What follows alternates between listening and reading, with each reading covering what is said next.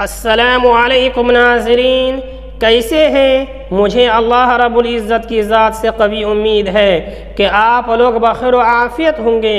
اللہ رب العزت آپ لوگوں کو ایسے ہی خوش رکھے۔ ایک نوجوان کی بات کتابوں میں لکھی ہے۔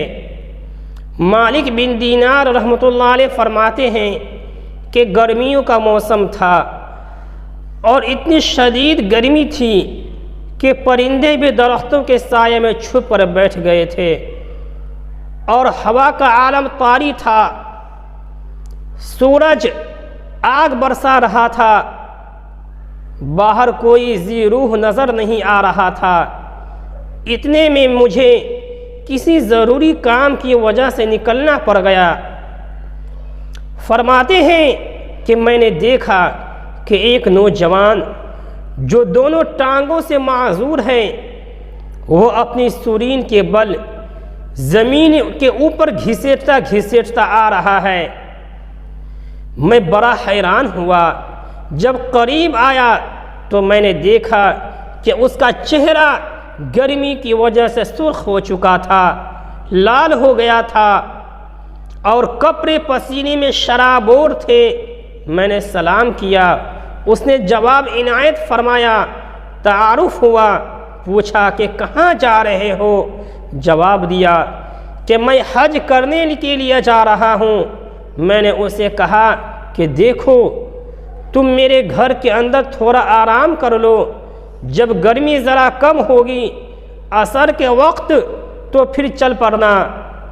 وہ کہنے لگا، مالک بن دینار، آپ تو پاؤں کے بل چلتے ہیں، سفر جلدی طے ہو جاتا ہے، میں تو سرین کے بل گھسیٹ کر چل رہا ہوں، مجھے وقت زیادہ لگتا ہے۔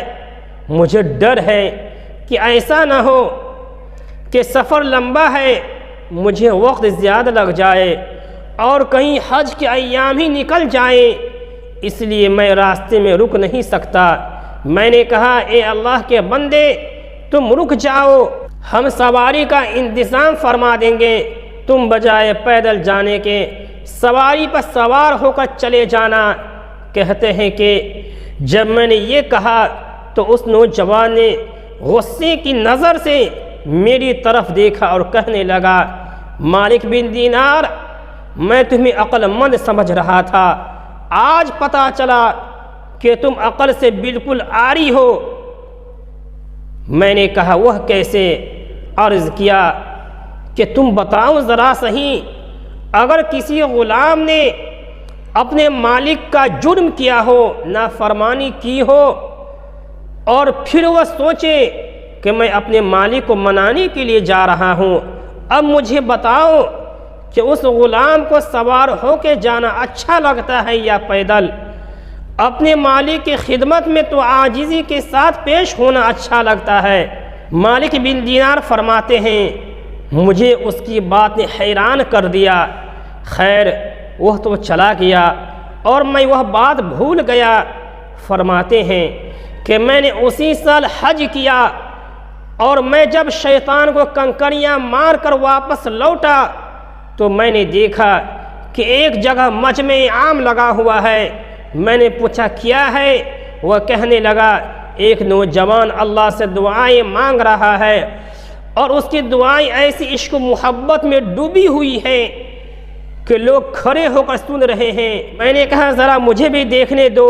کہتے ہیں راستہ لیا، جب دیکھا تو وہی نوجوان دعائیں کر رہا تھا اور کہہ رہا تھا، اے اللہ، تیری مہربانیاں شامل حال ہوئی کہ میں نے تیرے گھر کا بھی طواف کیا، حجر اسود کو بھی بوسہ دیا، میں نے مقام ابراہیم پر بھی سجدے کیے، غلاف کعبہ کو بھی پکڑ کر بھی دعائیں مانگی، اللہ، وقوف عرفات میں بھی حاضر ہوئے، مزدلفہ میں بھی حاضر ہوا۔